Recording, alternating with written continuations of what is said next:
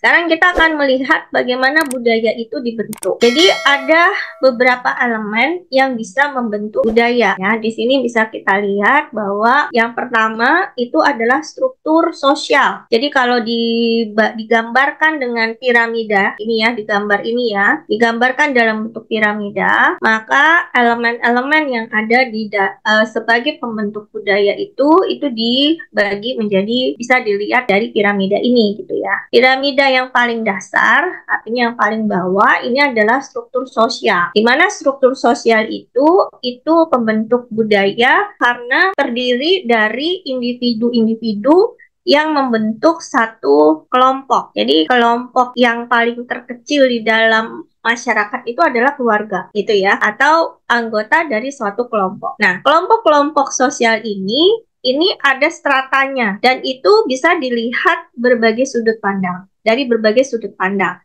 Jadi misalkan ada dilihat dari status pernikahannya, dari status ekonominya, gitu ya, atau dari kalau di Jawa itu kan ada keturunan ningrat, ada keturunan bangsawan, ada keturunan yang biasa gitu ya. Kalau di India itu strata itu dilihat dari kasta ya, ada kasta yang paling tinggi, ada kasta Brahmana, kasta apalah gitu ya.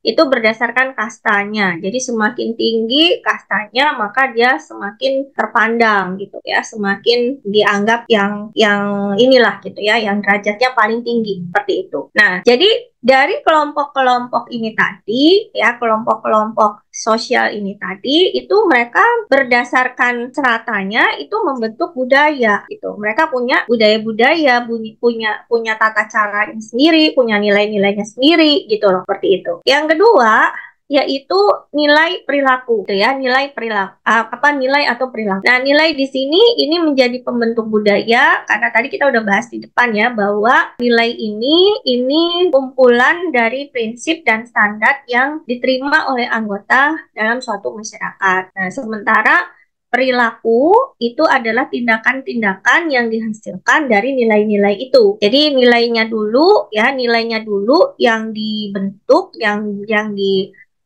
dibuat gitu ya, dan diterima oleh anggota dari masyarakat tersebut gitu. Nah, baru dari nilai itulah kemudian membentuk perilaku. Jadi perilaku itu semua tindakan, perasaan, pikiran itu yang masuk ke dalam perilaku.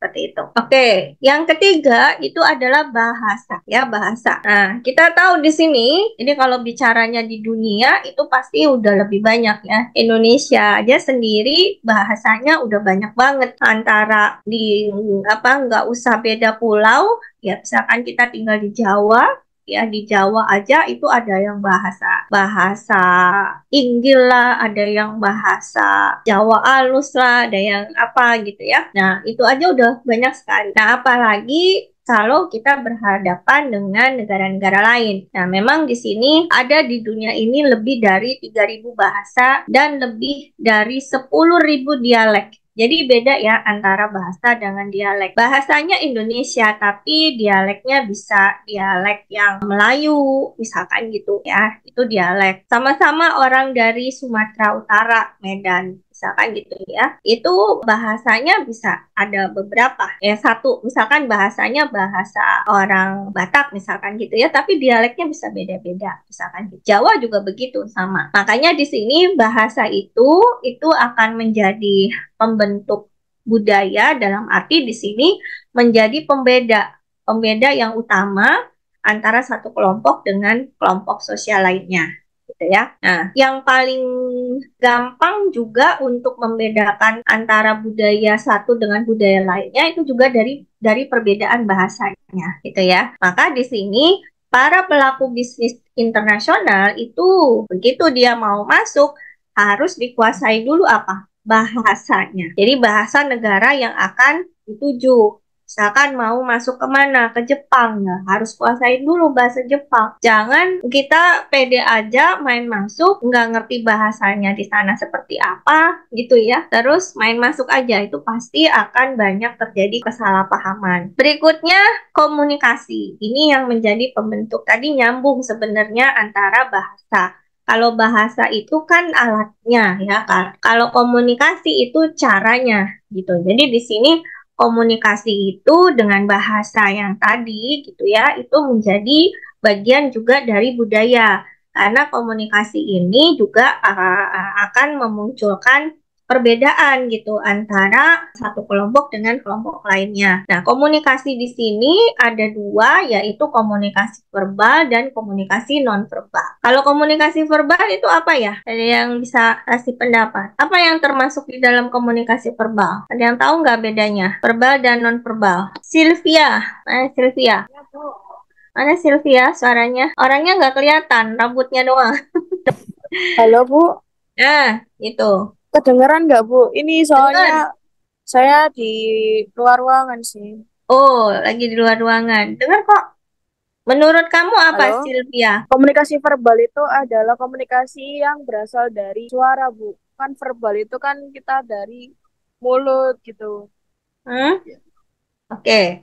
Lisan, dari lisan. Dari lisan, dari kata-kata, ya. Ya, Itu lebih tepat. Jadi bukan dari mulut, tapi apa yang dihasilkan ya, oleh mulut itu adalah kata-katanya. Itu komunikasi verbal. Jadi komunikasi verbal itu komunikasi yang bisa lisan bisa tulisan, itu verbal. Kenapa? Karena itu kata-kata. Jadi kata-kata itu kan bisa dia disampaikan secara lisan, bisa disampaikan secara tulisan gitu. Itu komunikasi verbal. Ini harus paham ya, ini sangat mendasar sekali gitu loh. Nah, kalau komunikasi nonverbal apa? Vika, mana Vika? Vika bisa dengar saya nggak? Bisa, Bu. Ya, oke. Kalau menurut Vika, komunikasi nonverbal itu apa? Apa aja contohnya? Nonverbal. Berarti selain kata-kata, itu orang bisa berkomunikasi dengan cara apa? Kah? simbol Bu.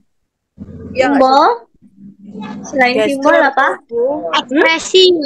Ekspresi, gestur, betul. Apa lagi contohnya? gestur tubuh Bu. Gestur. Oke, terus apa lagi? Apa lagi? Selain ekspresi, ekspresi itu wajah, gestur itu kota tubuh yang apa namanya Kenapa? bergerak.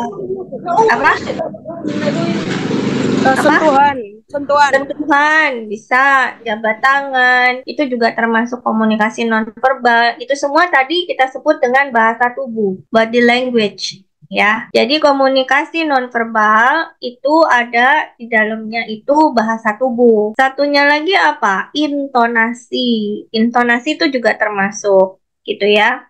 Jadi kayak orang bilang selamat pagi dengan intonasi yang datar sama yang datar aja sama yang ada intonasinya itu udah beda pengertiannya gitu ya. Nah, ini perlu dipahami. Jadi di sini misalkan komunikasi nonverbal, kita mau berhadapan dengan orang Arab misalkan gitu ya, mau melakukan bisnis dengan orang Arab gitu. Nah, orang Arab itu seperti apa? Komunikasinya bagaimana? Kan gitu. Ya, berarti harus kita pahamin. Misalkan kalau dia dengan gestur, dengan posturnya, dengan ekspresinya, dengan eye contact-nya gitu, kontak matanya, dengan tadi gitu jabat tangannya, itu caranya bagaimana, itu udah bisa menunjukkan perbedaan antara kita dengan negara itu gitu loh ya, misalkan seperti itu. Oke, jadi ini komunikasi, ini adalah caranya.